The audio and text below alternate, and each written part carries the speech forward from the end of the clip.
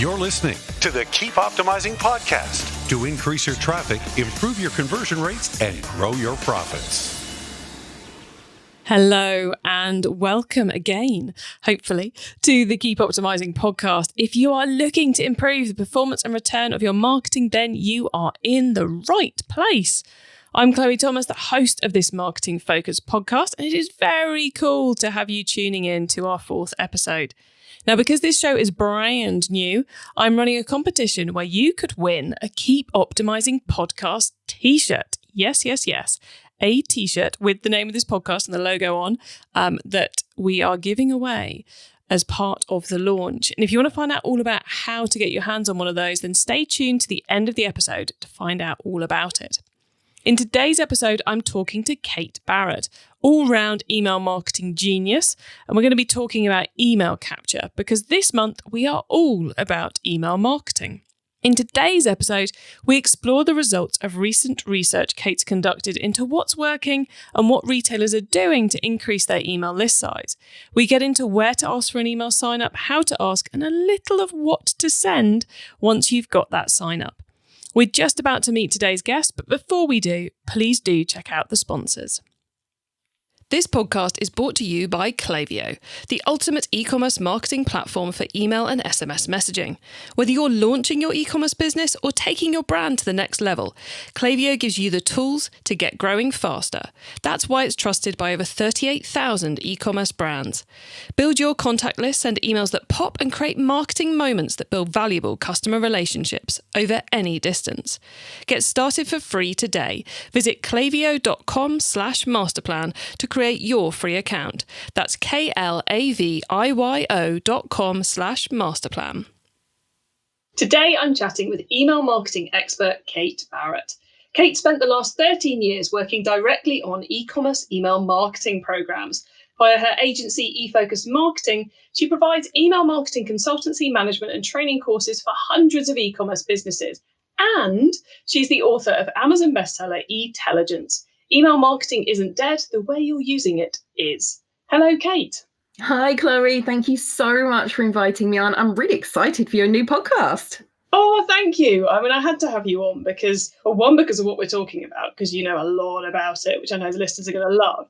But also, because you're a fellow British Amazon best-selling author. So, I've joined the club. Absolutely. It's a good club to be part of. It certainly is. Well, look, how did you get into email marketing all those years ago? Great question. And a lot of people that I speak to usually find that they just fall into email, when they come out of university or what have you. I was slightly different. I fell into email whilst I was at university. So I did a year's placement and actually worked for an email service provider, which is now Smart Focus. And I did about a year and a half with them in the end before I went back to uni to do my final year. And it was working with them that really ignited my love for email marketing and the power that's behind it. So once I came out of university, I knew what I wanted to do, and I was laser focused in going and finding an initial job that was managing CRM, email marketing, and it was a real baptism of fire. So I started there, went broader, and worked for a couple of direct client businesses, helping them with not just their email marketing, but their entire marketing strategy. But for me, I always kept hold of the email part. I had agencies and other team members that did the SEO and the social media and, all of that fun stuff. But I always kept hold of the email. So about 5.5 years ago, I decided that I didn't want to work client side anymore and wanted to set up my own business. So started freelancing for businesses and then moved into, kind of growing my small agency to really help brands to optimize what they're doing with their email marketing and use it more intelligently. So it's my passion. It's, what I think about day in, day out, same as you, Chloe. And it's a great market to be part of, a great community and an exciting channel, even though a lot of people don't think it is, but very exciting channel to be part of and see the results that you can get from it. Yeah, it's so exciting. And it's amazing, having been, like you, we've both been working on it for over 10 years and there's still new stuff to do. There's still new things to test. But we could wax lyrical about that for hours, I think. But what we're here to talk about is email signups, getting people onto your list. So why should we be prioritizing that? It's the absolute literal and figurative starting point for your entire email marketing program. It sets the tone for what people will expect from your program going forward, how they will then react to those emails that you're sending them, for the data that you collect on them, which leads your entire strategy. The data that you have on your audience is so important, and that sign up step is the first part of that jigsaw of different types of data. So it's really, really important. And I think particularly now that we are coming through that kind of COVID-19 horrible bubble that we've been in, coming out the other side, and let's fingers crossed for no more waves. But I think it's made us realize that the way that we do business traditionally has to change. If things like this are going to happen, if people are going to move now to a more remote way of working, those face-to-face interactions are going to be limited. And we need to have a way to understand our customers and nurture them through the process. And email is the best channel to do that. So if you're not encouraging people when they come onto your website, when they have various touch points with you, and I'm sure we'll talk about that a little bit later on, if you're not encouraging them to come onto your email list, that number one way for you to nurture and educate and build a relationship with those potential customers, and then those customers after they purchase, you're really missing a key element of your marketing strategy. And not just your marketing strategy, but your customer service strategy, your persona as a business, being able to properly communicate with people on an ongoing basis. So it's an absolutely critical part to get right. And I've seen a lot of people who haven't and could certainly make tweaks to that. So I know we're going to go through a lot of that today.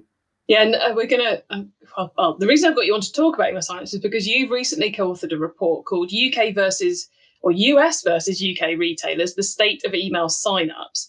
And it's got some pretty freaky stats in it about why, because if you're listening thinking, well, everyone does it, why are you talking about it?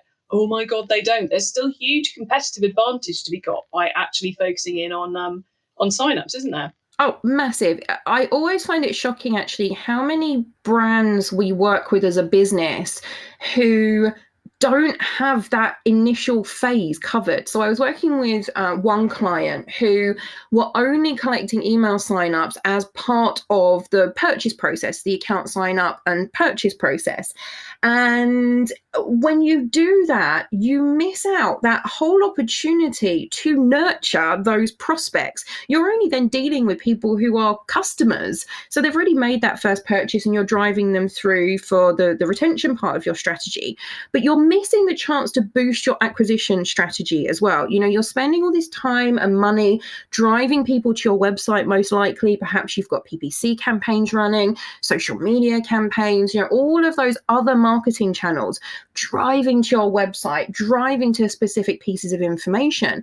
And the majority of those people will bounce off again without finding what they need, without making a purchase, because they're not ready to yet. They're not in that stage. So if we can optimize how we collect our email signups by firstly offering an email sign up, and secondly optimizing its placement, its design, the data that you're collecting, we can increase the effectiveness of all of your other marketing by using this additional channel to then drive them through to a conversion when they would otherwise have bounced off and perhaps not come back again.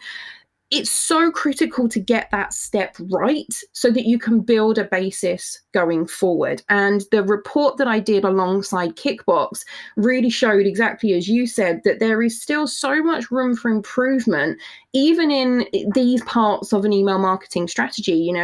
It may seem like basics to some people, and it almost is, because without a sign up form, people can't sign up and come onto your email program. But it's an area that optimize the basics. There's still a lot of work to do there. And then there's amazing, fun, cool, funky stuff you can do after that to engage your audience, to get them buying from you, to get them to keep coming back. But you've got to get this right. So yeah, there were some really shocking stats when we went through the report that I'm so pleased to be able to share with you today. Yeah, see, one of the stats which just really, really amazed me was that, I mean, well, it did and it didn't, because I know this has been the case for a while, but I thought people might have upgraded, caught the train and got on with it in the meantime since the last time I looked. But no, they haven't. Was that 14% of the sites you looked at, Mm-hmm. the only way to sign up to their email marketing Mm-hmm. was to set up an account. Yeah. That's Yeah. mind-blowing. I know, it's crazy. And what we found when we were looking at that is that it was likely to be businesses. I think there was a supermarket, for example, that did it, where effectively what they want to do is drive you straight to that purchase process. But like I said, they've forgotten about that first point. How do you, when somebody is in the consideration stage of making a purchase process, and when they go through this purchase, it could take 5 seconds or it could take 5 years, depending on what it is that you're selling. But when someone's going through that consideration process, you have to be there to show them why you're better than competitors, how you stand out. And you don't obviously say, oh, we do this and they don't do that, and slag them off and anything like that. But you've got to position yourself as a business. You've got to position yourself as to why you are the standout business and someone should be coming to buy from you rather than your competitor. And if somebody's visited your website as a main area of connection, let's say, there are lots of other touch points, but your website is going to be one of your main areas to drive your email signups. So if someone's come onto your website, they're looking, they're browsing, they're thinking about buying, they don't find what they need, or they're not quite ready to make that decision yet for various reasons. They're still looking around, they're comparison and all of those different things. Get the email sign up.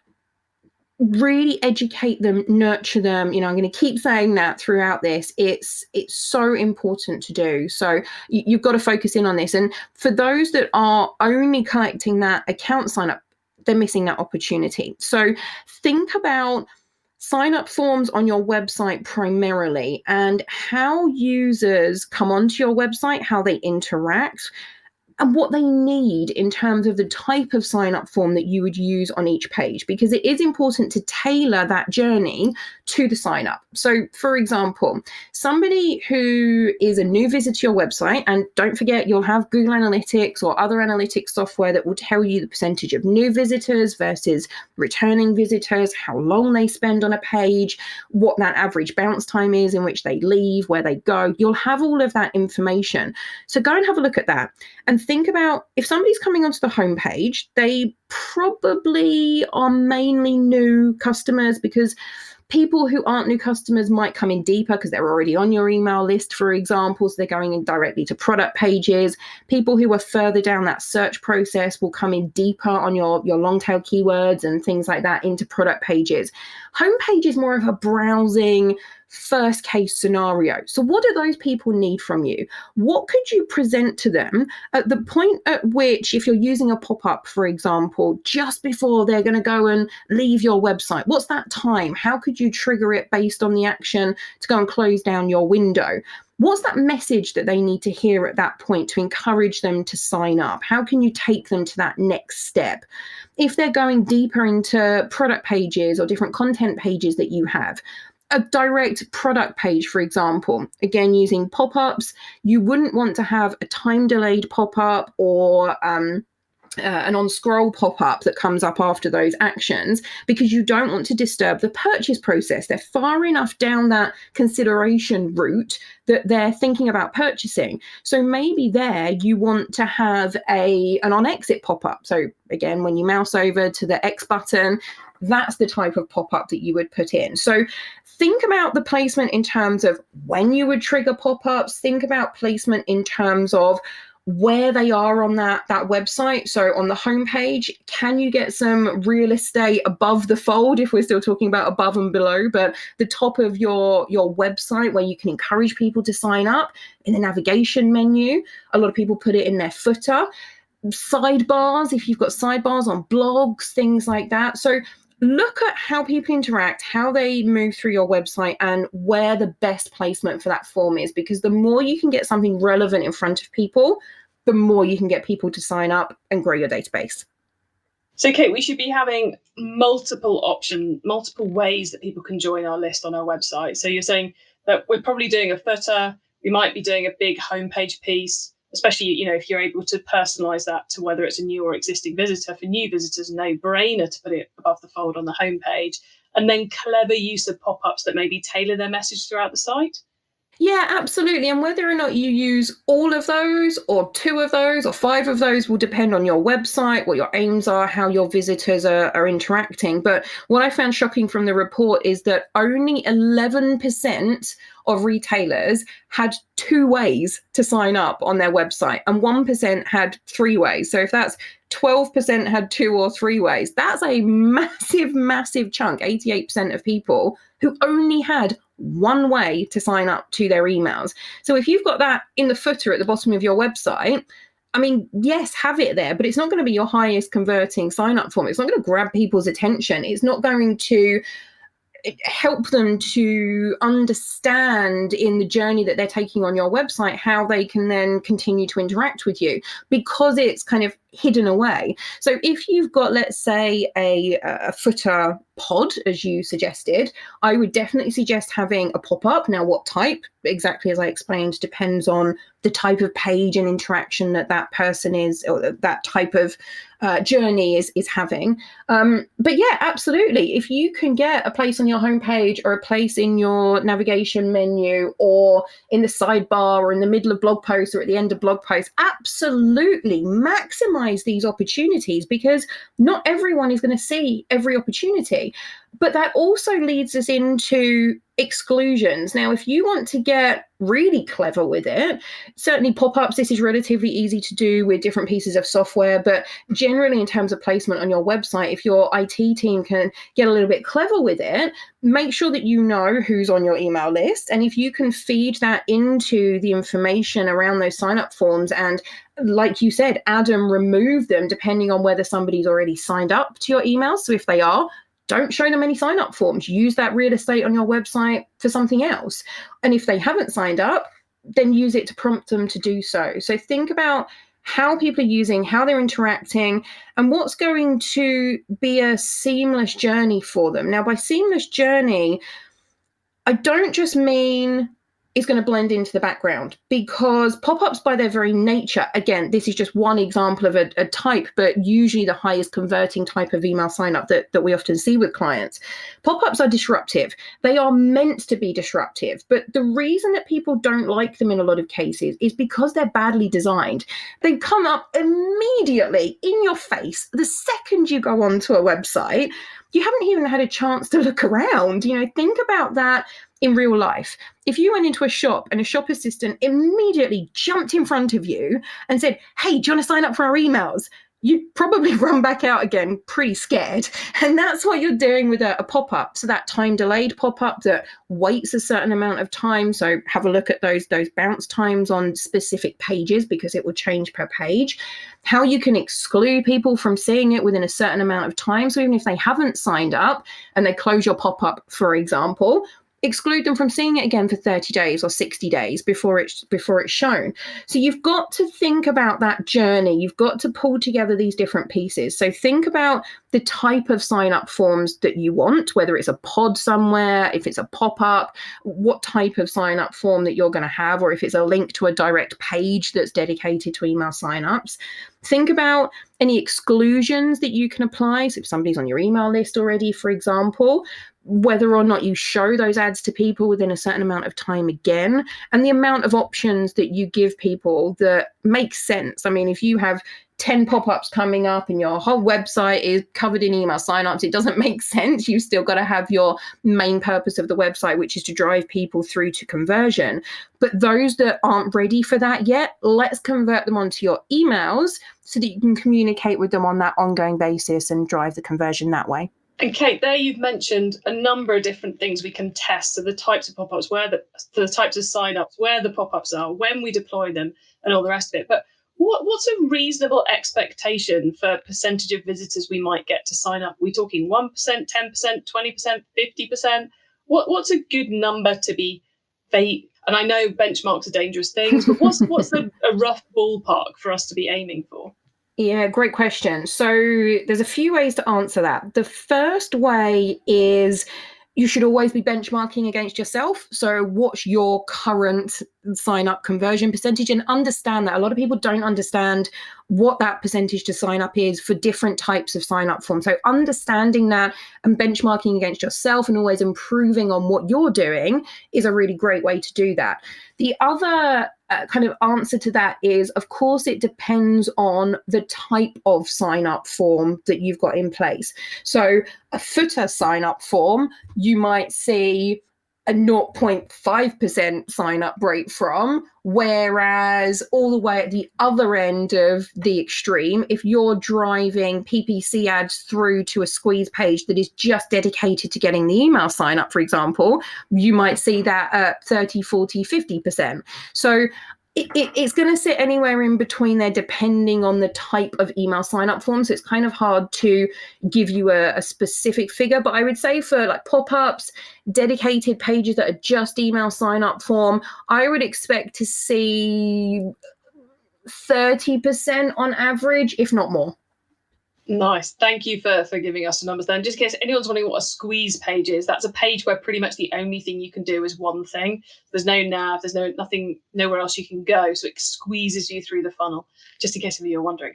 Now, a big gnarly subject in the world of email pop-ups is, do we offer a discount?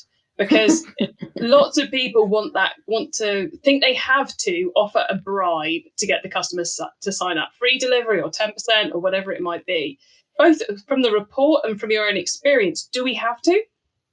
No, you absolutely don't have to. And again, there's a couple of ways that I want to approach this question, because it's a question that I get a lot. So the first thing is that from the report on the email only sign up, so not including the account signups that included email, 81.6% of those email only signups listed the future benefits of subscribing to emails. That was the main hook that they were using to get people in. And that should always be your main hook, even if you do use an incentive as well. So we had just over 8% who offered a percentage off, 5.8% offered a monetary sum off, so £1 or $1 off your next purchase, and 3.5% offered free postage or shipping.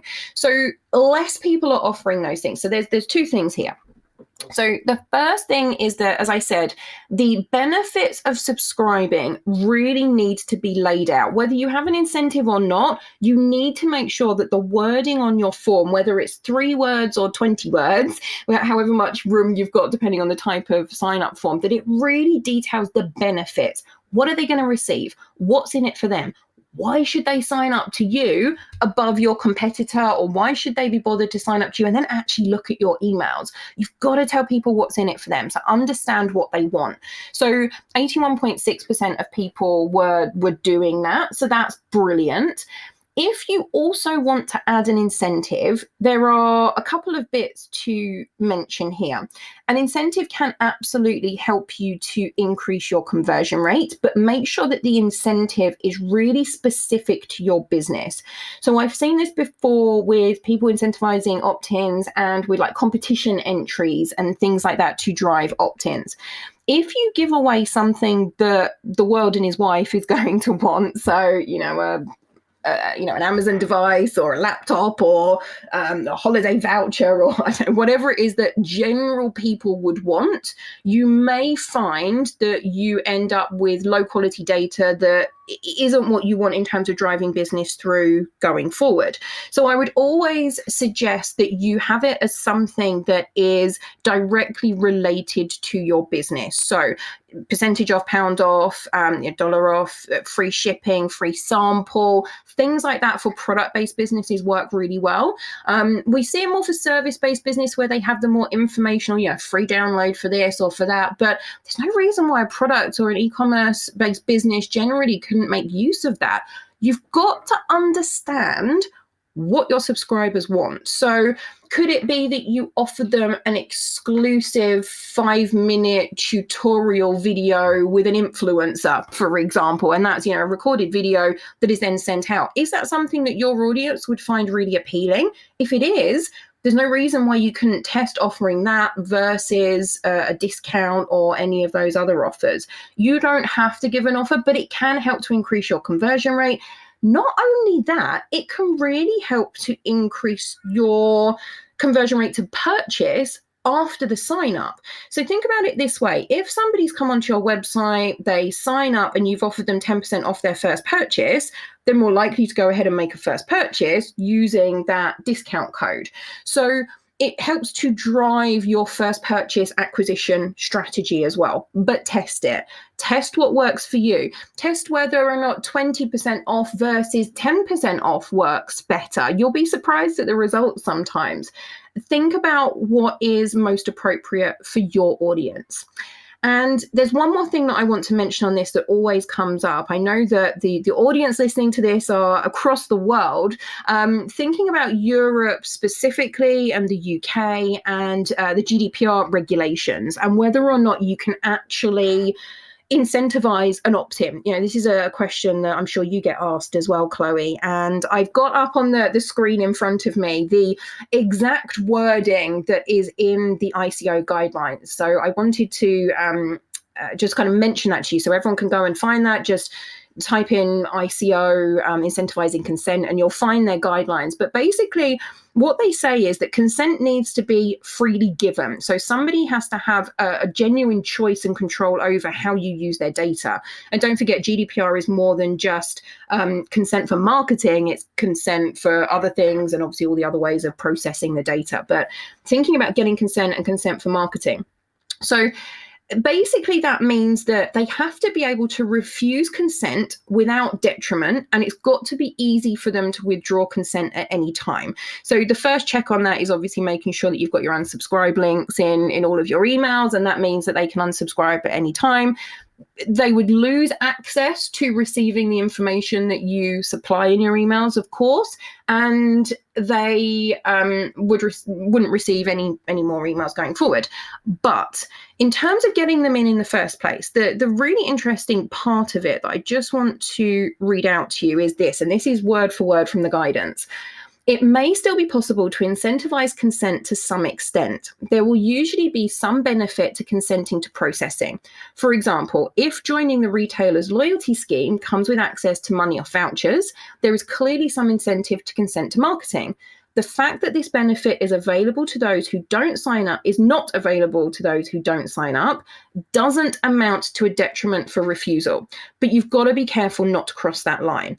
So, of course, seek legal advice, etc., etc. But what I often say to my clients is make sure that with an incentive, your email sign up is the primary point on that form. So, a much better wording than this, but it would effectively be saying sign up to receive our emails and you will benefit from XYZ. That's what they're going to get in the emails. And as a bonus for signing up, you'll also get 10% off your first order over £35 or whatever it is. Now, that doesn't mean to say you can't have 10% off your first order as your headline on your sign up form. That's fine. But make sure that the email sign up is that primary purpose, that they can unsubscribe easily.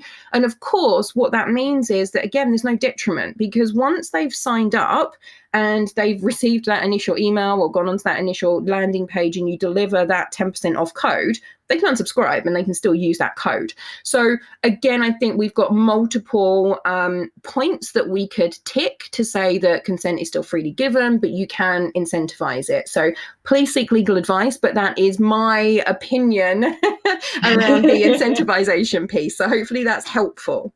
Thank you, Kate. That was really cool. And we will add links to that incentivizing consent and that text to the show notes for everybody. So you can go and grab that in the show notes. Right now, we are going to pause for a reminder of our sponsors, and then we're going to be talking about the wider world of email marketing.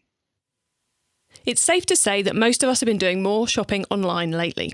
And if you're an e-commerce brand, that means you might be seeing more first-time customers. But once they've made that first purchase, how do you keep them coming back? Well, that's what Klaviyo is for. Klaviyo is the ultimate email and SMS marketing platform for e-commerce brands. It gives you the tools to build your contact list, send memorable emails, automate key messages, and more. Way, way more. Whether you're launching a new business or taking your brand to the next level, Klaviyo can help you get growing faster. And it's free to get started. Visit klaviyo.com/masterplan to create your free account. That's klaviyo.com/masterplan. Okay, Kate, so far we have gone deep into email list growth. Now you get to wow us with your insider knowledge about the whole of email marketing. So for the following questions, your answers can be anything to do with email marketing, which of course does still include email list growth. So Kate, you ready for these? I'm ready. Hit me with it. Okay, so let's start with the email marketing newbie advice. If we've inspired someone to take their first step with email marketing, what do they need to know to give themselves the best chance of success? Oh, okay. So I would say know your data. Understand your data, understand who your audience are, and that will stand you in good stead for multiple different elements of starting to build out your email strategy. It will stand you in good stead for what data you need to collect on somebody for you to start personalizing your campaigns going forward. It will help you to understand what is the content that your audience wants from you, what they like, what they're going to interact with. So in lots of different ways, understand your audience, understand your data, and that will stand you in good stead moving forward and building out those strategies. Awesome. Now, once you've started, of course, you've got to keep optimizing. So what's your favorite way to improve email marketing performance? It's of course got to be testing. So test again. Everything that we've talked about with sign up forms can be tested down to the color of the data input field that you put in. That can make a difference to your conversion rate, and within your emails as well.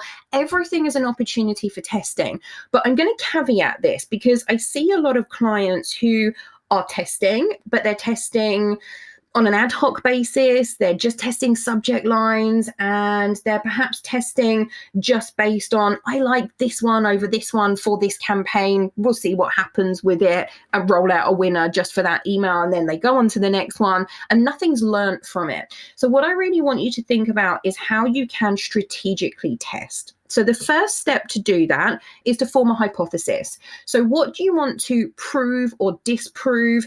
Be really specific with it. What do you expect to achieve and why? So for example, if you were doing subject line testing, and there are every element of your email is a testing opportunity. Subject lines I like to do as filler testing in between doing bigger, more significant tests. And of course, if you want to increase your open rates, then subject line is a great place to go. But let's use this as an example. So we think that shorter subject lines under 35 characters will generate a higher open and click rate than longer subject lines over 35 characters, because 35 characters is where mobile devices commonly wrap, and 80% of our audience usually open on a mobile device. So we've been really explicit there. So we think that, what do you think will happen?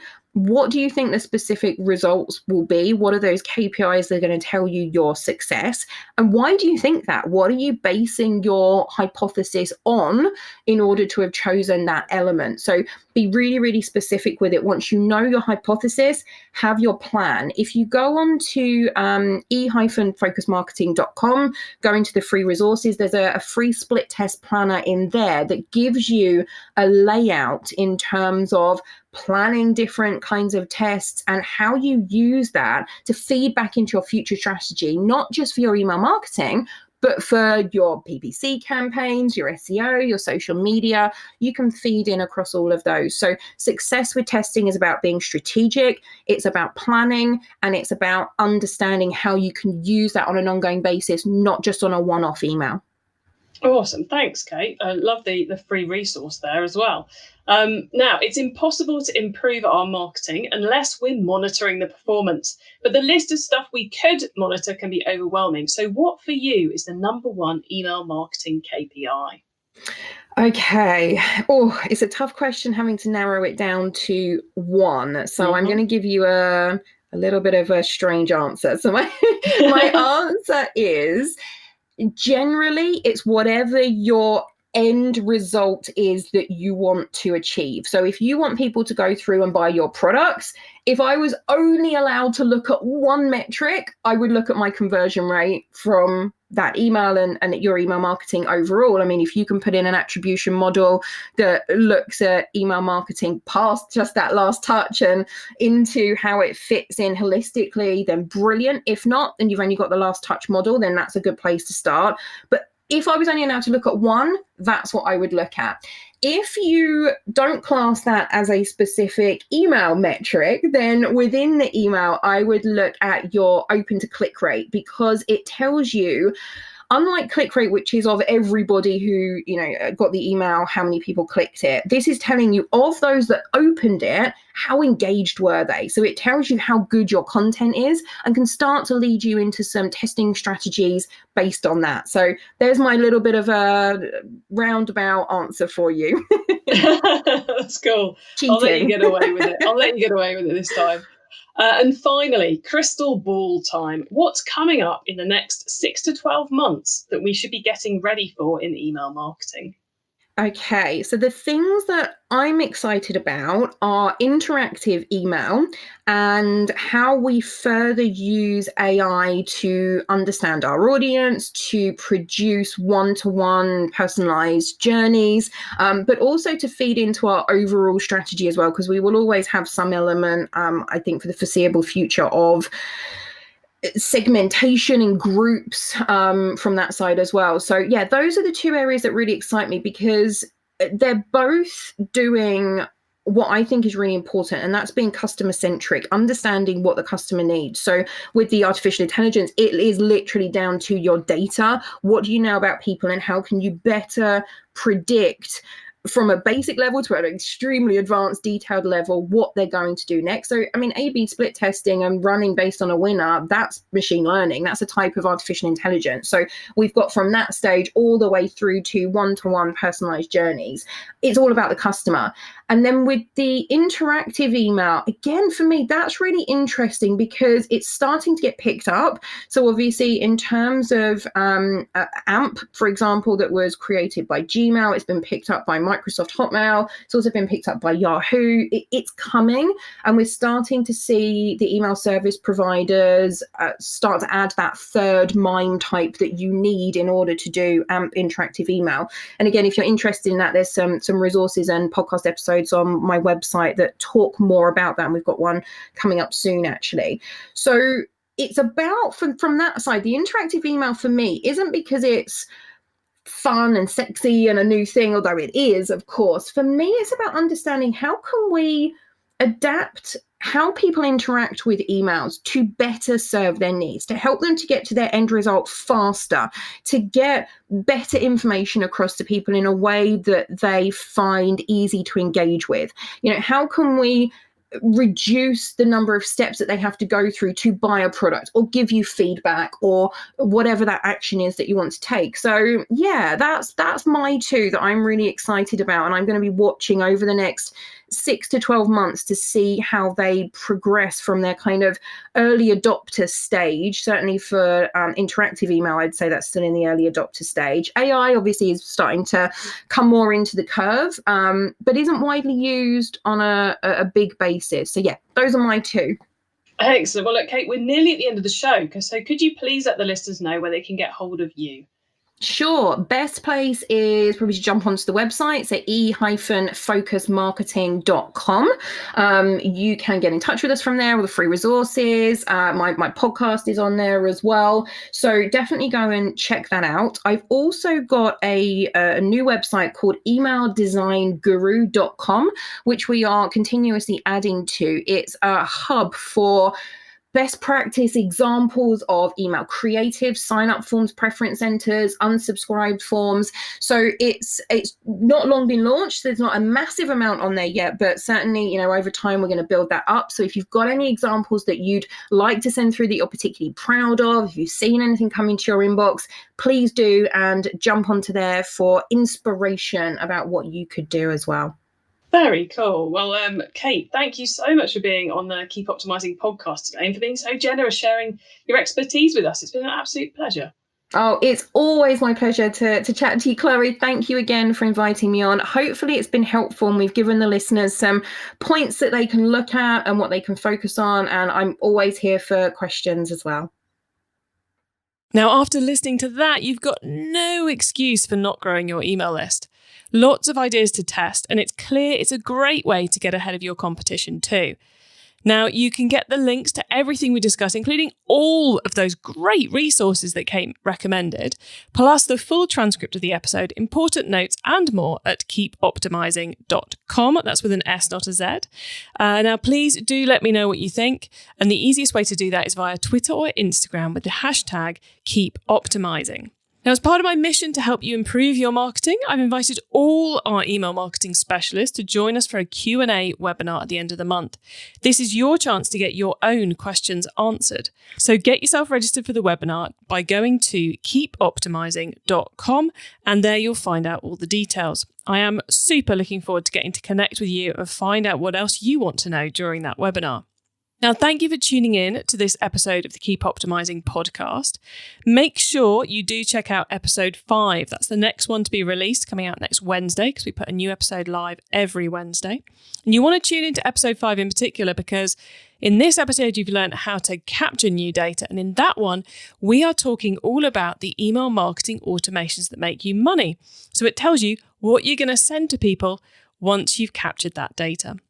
I'd also love it if you could tell your fellow marketers about the show, because I do want to help as many marketers as possible to improve the performance of their marketing. One of the easiest ways to spread the word is to take part in our launch competition. So kudos to holding out right to the end of this show to find out how you can enter our launch competition, where we are giving away a Keep Optimizing podcast t-shirt every week of July and August 2020. Now, to be in with a chance of winning, you need to find this show on Apple Podcasts or iTunes. So just search Keep Optimizing. Subscribe, rate, and review the show. That means filling in the star rating and then putting in what you think about the show. Then take a screen grab of your review and then share that on Twitter or Instagram with the hashtag Keep Optimizing. That's KEEPOPTIMISING. And we're going to gather up all the entries and we'll be picking one winner every Wednesday until the 2nd of September. Full details about the competition and everything else to do with the show are at keepoptimizing.com. That's with an S, not a Z. And I hope I get to send you a t-shirt very, very soon. Have a great week and make sure you listen to the next episode so I can help you to keep optimizing your marketing. Access everything Keep Optimizing at keepoptimizing.com. That's with an S, not a Z.